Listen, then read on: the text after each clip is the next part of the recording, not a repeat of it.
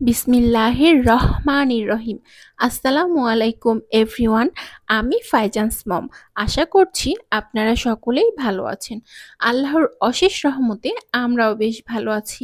আলহামদুলিল্লাহ, মাশাল্লাহ, সব কিছু মিলিয়ে। তো এই যে সকাল সকাল ঘুম থেকে উঠে আমি চলে আসছি রান্নাঘরে। রান্নাঘরটা পুরোই অগোছানো হয়ে আছে এবং ধুলাবালিতেও নোংরা হয়ে আছে। তো ফার্স্টলি আমি আমার ছেলের জন্য মানে ব্রেকফাস্টে যে খাবারটা ওকে দিব, চাল ডালের খিচুড়ি, তো সেটা আর কি পানিতে ভিজাই দিছি, ধুয়ে ধুয়ে ভালোভাবে ধুয়ে পরিষ্কার করে চুলাতে বসিয়ে দিব। তো তার আগে এই যে দেখুন আমার রান্নাঘরের কি অবস্থা, তাই না? তো একটু, যেহেতু রান্নাটা বসাবো, একটু হলেও ক্লিন করে নিব চুলাটা, নিয়ে রান্নাটা করব। রান্না হয়ে গেলে পুনরায় আবারও ক্লিন করব। তো প্রথমে আমি হচ্ছে চাল ডালটা ধুয়ে নিচ্ছি, নিয়ে চুলাতে বসিয়ে দিব রান্নাটা। আর সেই ফাঁকে আমি অন্যান্য কাজগুলো করে ফেলবো। তো থালা বাসনও জমে গেছে, সবকিছুই ক্লিন করতে হবে। চালটা একটু ভিজায় রাখলে হয় কি, ময়লাটা খুব সুন্দরভাবে উঠে যায়। আর এই চাল ডাল ধোয়া পানিটা আমি কিন্তু আমার গাছে দেই, মানে সবসময় আমি চেষ্টা করি গাছে দিতে। তাহলে গাছগুলোও বেশ ভালো হয়, মানে পুষ্টিকর পানিটা আর কি পাই।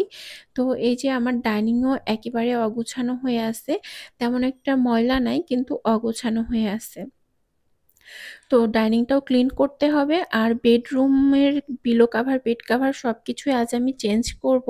কারণ আমার বাসায় যেহেতু গেস্ট ছিল কয়েকদিন, তো গেস্ট চলে যাওয়ার গতকালকে গেছে, আজকে আমি সবকিছুই চেঞ্জ করে ফেলবো। এইজন্য সবকিছু মানে কাঁথা, চাদর, কাভার সবকিছু উঠায় আমি সাবান পানিতে ভিজিয়ে দিয়েছি।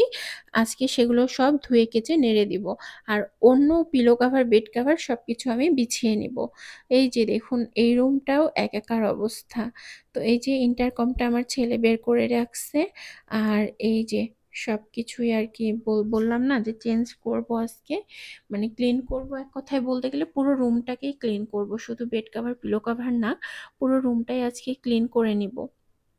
যেহেতু কাচা ধোয়া করবই, তো ক্লিনও করে ফেলবো, মানে যেখানে যা ময়লা আছে খুব ভালোভাবে। আর এই যে দেখুন আমার ছেলের রান্নাটা আমি কিন্তু করে ফেলছি। আগে আমার ছেলের কাজ, তারপরে কিন্তু অন্য কাজ আমার। তো এই যে সে রান্নাটা করার পরে আমি চুলা, মানে ক্যাবিনেট সবকিছু, সিঙ্কের নিচে সবকিছু ক্লিন করে ফেলছি। থালা বাসন ধুয়ে মেজে পানি ঝরাতে দিয়ে দিছি। আর সিঙ্কের নিচটাও আমি পুরোপুরিভাবে ক্লিন করে নিছি। আর দুপুরের রান্নার জন্য মানে সব যাবতীয় যা কিছু কাটাকাটি, পেঁয়াজ মরিচ থেকে শুরু করে সবজি মাছ সব কিছু আমি কেটে কুটে ধুয়ে ক্লিন করে রাখছি। ডাইনিংটাও আমার ক্লিন হয়ে গেছে, বেডরুমগুলোও ক্লিন করে নিয়েছি। শুধুমাত্র আমার এখন বাকি আছে ঘর ঝাড়ু দেয়া আর কাপড় কাচার কাজটা, তাহলেই হয়ে যাবে। আর এই ২ টা কাজ করার পরে আমি রান্নাটা করব। ধীরে সুস্থে আরামে করব, যাতে করে অন্যদিকে মনোযোগ দিতে না হয়। তো এই যে দেখুন আমি খুব সুন্দরভাবে আমাদের বেডরুমটা গুছিয়ে ফেলেছি। আর অনেক দিন হয়ে গেল আমি আমার গাছগুলোকে আপনাদের সাথে শেয়ার করি না, তাই না? আর গাছের তেমন কোনো যত্নও নিতে পারিনি। এইজন্য খুব একটা বারান্দায় আমার আসাও হয় না। শুধুমাত্র বারান্দা মানে ঝাড়ু দেওয়া আর মোছা ছাড়া আমি আসতেই পারিনি এই কয়েকদিন। তো এই যে ঘরটাও এখন ঝাড়ু দিয়ে নিচ্ছি। আর মানে ঘরবাড়িও পরিষ্কার রাখা একটা ইবাদত। মানে নিজে পরিষ্কার, মানে পরিষ্কার পরিচ্ছন্ন থাকা যেমন ঈমানের অঙ্গ, তো বলতে গেলে এই ঘরবাড়ি পরিষ্কার পরিচ্ছন্ন রাখাটাও একটা ইবাদত, তাই না? তো আমি সবসময় চেষ্টা করি ঘরবাড়িটিকে পরিষ্কার পরিচ্ছন্ন রাখার। আপনারাও নিশ্চয়ই এই কাজটাই করে থাকেন, তাই না? তো এই যে দেখুন আমার ছেলে গতকাল ওর বাবার সাথে সন্ধ্যায় বাইরে গিয়ে এই শার্কটাকে নিয়ে আসছে। ও কি বলে জানেন? মা, এইটা মাম্মি শার্ক। আর এই মাম্মি শার্কের উপরে যে ছবিগুলো ওগুলো হচ্ছে বেবি শার্ক। তো এই যে পুরো বাড়িতে মানে খেলার জন্য যে খেলনাগুলো বের করছি সেগুলো ছড়াই ছিটায় রাখছি, সেগুলো গুছিয়ে আমি ঘরটাকে খুব ভালোভাবে ক্লিন করে নিচ্ছি। আর অন্যান্য কাজও আমার মোটামুটিভাবে হয়ে গেছে।